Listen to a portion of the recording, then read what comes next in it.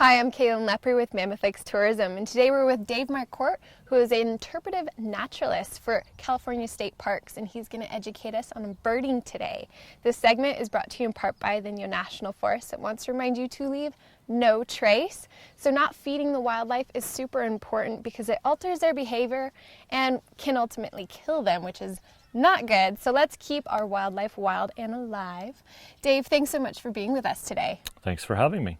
So when I think of birds, I'm thinking of the change of seasons, I'm thinking of how beautiful and pleasant they sound, but I don't think too much more than that. What do you hear when you hear birds? I hear this cacophony of birdsong, this symphony. So I'm hearing, do these birds have a very musical tone quality to them, rich and pure, or is it a song that's kind of raspy and coarse? Right. An example of one of those would be a robin or a chickadee or a meadowlark. Those have very pure, rich musical qualities to their songs. Mm-hmm. I'm also listening for what are the elements within that song. Is there a trill in there? Is there a tweet, tweet, tweet? Is it rhythmic all the way through, or does it speed up, or does it slow down? Does it go up at the end, or does it go down at the end? In other words, does it ask a question? Mm-hmm. So I'm listening to all these little nuances that can help me remember that particular bird.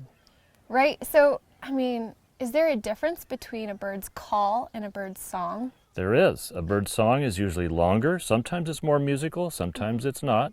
But a bird's song is used usually by the male to attract a mate, mm-hmm. or to define a nesting habitat or territory.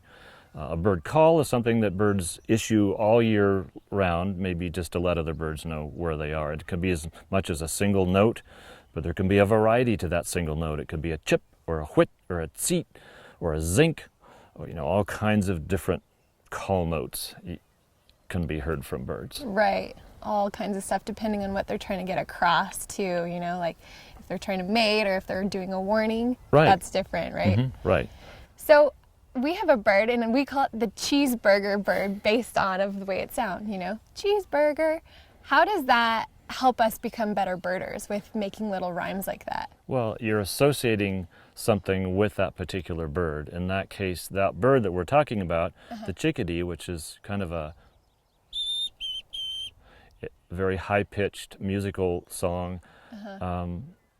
Cheeseburger, you could say, hi, sweetie, or I see you, whatever. You can attach a phrase to it. A robin, for example, you could also write a phrase to it. Robin has a kind of a... So you could write a phrase saying, cheer up, cheerily, cheer up, cheerily. Yeah. So if you can think of a phrase for a particular bird to jog your memory, that's the way to do it. Yeah, I love the one you were talking about, the car alarm bird. Oh, the car alarm bird, yeah, it's a brewer's sparrow. Yeah. It's like the original car alarms that came out in the 70s, and it's got all these bells and whistles, and kind of sounds like this.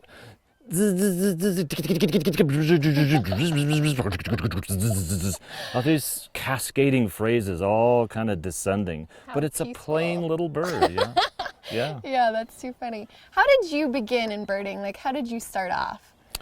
I think the first time I was really intrigued by the sounds of nature was in my own backyard as a kid. I heard this cricket-like insect, and I had to go find it. I wasn't sure if it was a cricket, and lo and behold, I did find it, and it turned out to be this beautiful green, lacy-winged bug, a katydid, that was raising up its wings and vibrating them just like a cricket sounds. Right. So from then on, I was intrigued with the sounds of nature, and it hasn't left me yet. Right. You got rewarded for your curiosity.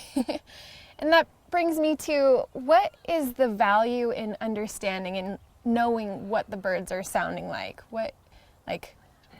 Why is that so important?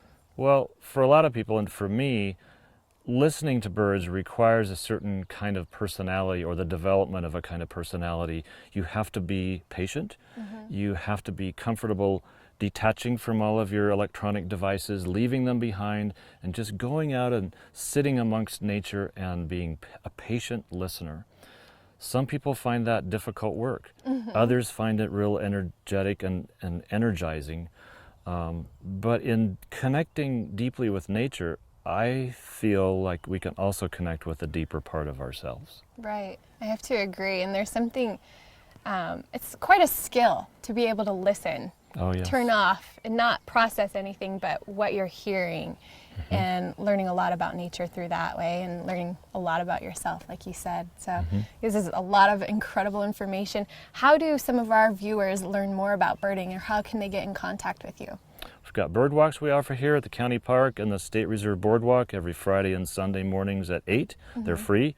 We have a great bird festival in June, the third weekend in June.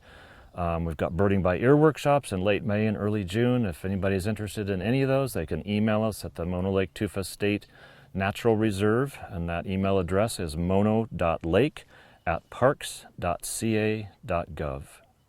Awesome. Well, thank you so much for your time and educating us. Well, thanks for having me. We really appreciate it. Thank you guys so much for tuning in as well. This has been your reminder that the mountains and the birds are calling.